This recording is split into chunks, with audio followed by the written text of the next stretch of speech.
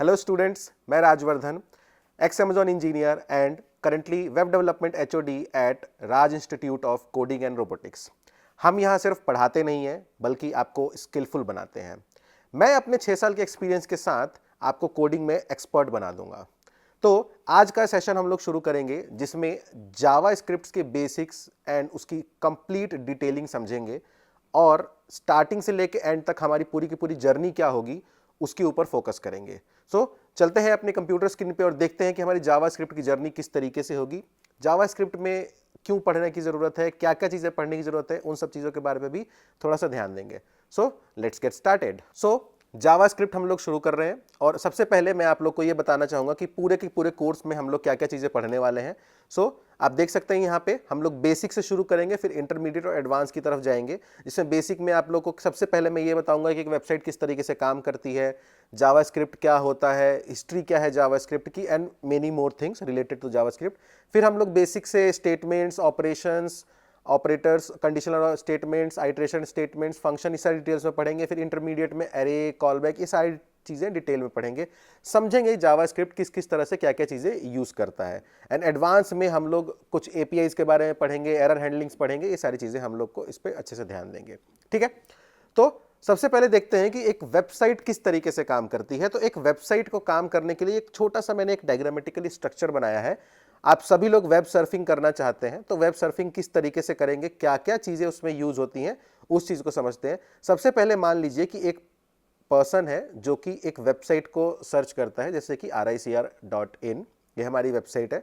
तो जैसे ही आप इसको एक रिक्वेस्ट जनरेट करेंगे तो ये RICR.in एक सर्वर पे एक रिक्वेस्ट भेजेगा, मतलब सर्वर से बोलेगा कि किसी ने RICR को रिक्वेस्ट करी है। तो सर्वर अपना सारा का सारा data HTML, JS and CSS, ये 3 डेटा होता है। HTML हमारा पूरा वेबसाइट का स्ट्रक्चर क्रिएट करता है, CSS उसमें डिजाइनिंग करता है और जावास्क्रिप्ट उसके अंदर लाइवलीनेस डालता है, उसके अंदर फंक्शनैलिटी डालता है, और इसका यूज करके हम लोग एक वेबसाइट को तैयार करते हैं। तो वो सारी चीजें हमारे पास पहुंच जाएगी। ठीक है, कुछ सिचुएशंस में ऐसा होता है कि हमें अपनी वेबसाइट पे बहुत सारा डेटा ऐसा होता है जो कि हमें शो कराना होता है, या during some process and operations we need some data. उस डेटा को सर्वर डेटाबेस से रिक्वेस्ट करता है, जो कि MySQL हो सकता है, MongoDB हो सकता है, या माइक्रोसॉफ्ट SQL सर्वर हो सकता है, डिपेंडिंग ऑन सिचुएशन, कि अलग अलग टाइप के सर्वर्स हो सकते हैं। तो हमारा डेटाबेस वो सारी चीज़ों को रिकॉर्ड करेगा और वो सारी चीज़ों को फेच करेगा। ठीक है, और जब हम लोग रिक्वेस्ट करेंगे अपने सर्वर से तो वो सारी चीज़ें वापस जाएंगी हमारे सर्वर के पास, और सर्वर फिर उसको मॉडिफाई करके, मैनिपुलेट करके, depending upon what are the requirements, हमारे HTML तक वापस भेज देगा या हमारे यूजर्स तक वापस भेज देगा, और हम एक ऐसी फुल फ्लेज वेबसाइट्स को देख पाएंगे। तो ये एक कुछ प्रोसेस होता है। ठीक है, थोड़ा सा डिटेल में देखेंगे कि HTML, CSS और जावास्क्रिप्ट किस तरीके से काम करता है।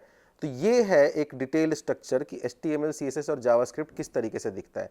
तो HTML एक बेसिक स्ट्रक्चर होता है जिसमें हम स्केलेटन स्ट्रक्चर बोल सकते हैं इसको। CSS में हम उसमें कुछ डिजाइनिंग्स वगैरह ऐड कर देते हैं, और जावास्क्रिप्ट में उसके अंदर मूवमेंट आ जाता है, आप उसको मूव करा सकते हो, ये होता है जावास्क्रिप्ट में।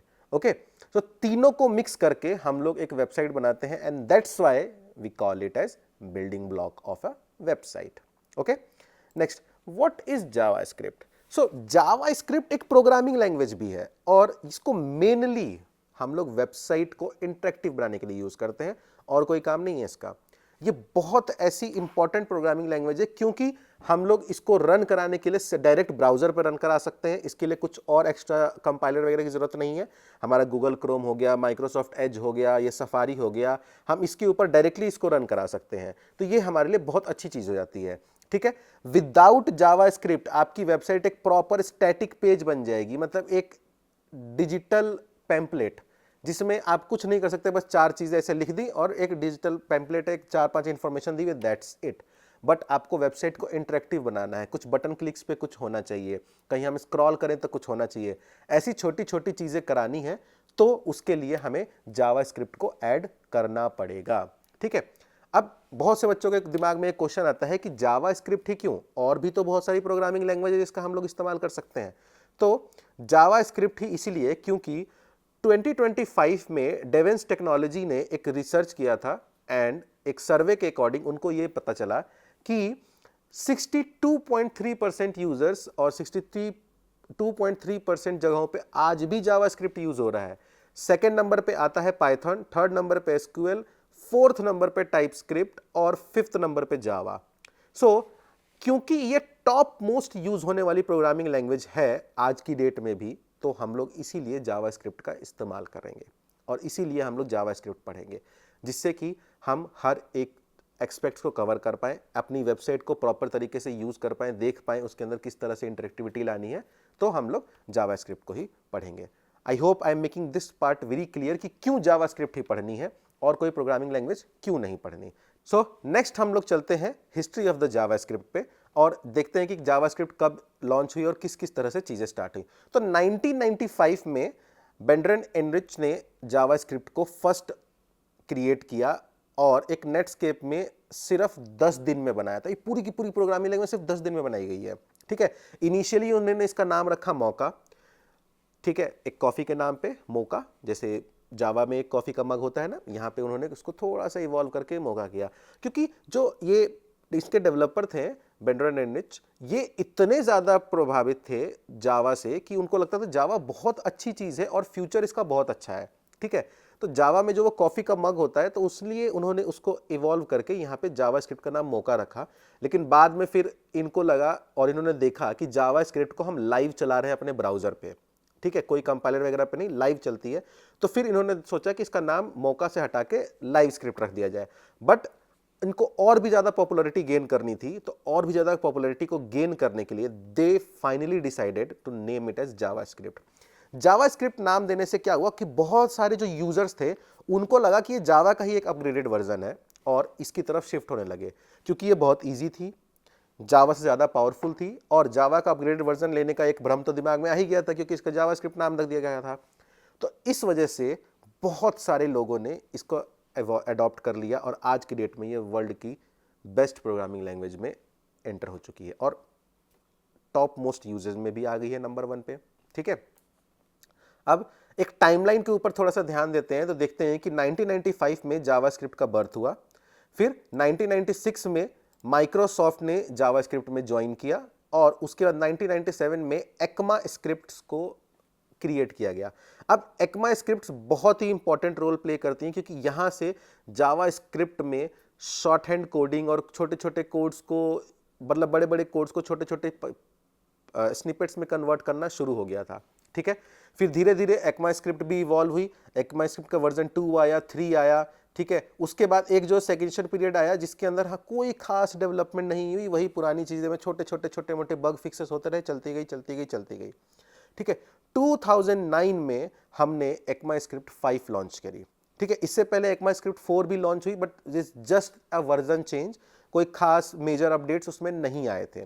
ठीक है, उसके बाद 2015 में जब एक्मा स्क्रिप्ट 6 आई, this is the major change, क्योंकि यहां से आप आगे जब मैं आप लोग को नोड वगैरह पढ़ाऊंगा या रिएक्ट वगैरह में आप लोग चीजें पढ़ोगे तो आपको समझ में आएगा कि 2015 एक बहुत बड़ा चेंज पॉइंट था, जहां से पूरी की पूरी इंडस्ट्री चेंज हुई और यहाँ पे हमारा नोड इवॉल्व हुआ, नोड आया और फिर नोड में ये सारी चीजें ऐड ऑन हो गई एंड हमने एक्मा स्क्रिप्ट 6 लॉन्च किया, जिसको ES6 भी बोला जाता है या ES 2015 भी बोला जाता है। देन उसके बाद छोटे छोटे annual updates and finally we got ECMAScript 7 in 2016 और आज की डेट तक हम लोग एक्मा स्क्रिप्ट 7 ही अभी यूज कर रहे हैं। तो ये थी complete history of the JavaScript, जो कि बहुत ही ब्यूटीफुल है, काफ़ी बेसिक से शुरू करके और बहुत एडवांस तक ये चीज़ें पहुंचाई गई हैं। ठीक है, 10 दिन में एक पूरी की पूरी प्रोग्रामिंग लैंग्वेज क्रिएट कर दी जाती है, उसका जावास्क्रिप्ट नाम रख दिया जाता है एक पुरानी प्रीवियस लैंग्वेज के बेस पे, और देखते ही देखते वो इतनी पॉपुलर बन जाती है कि कुछ ही सालों में वर्ल्ड की टॉप मोस्ट प्रोग्रामिंग लैंग्वेज बन जाती है।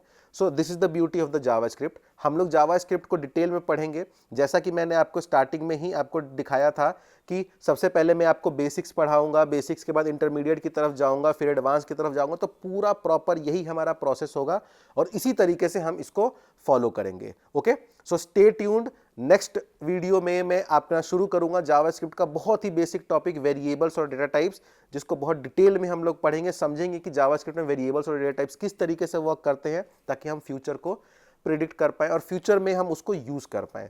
So stay tuned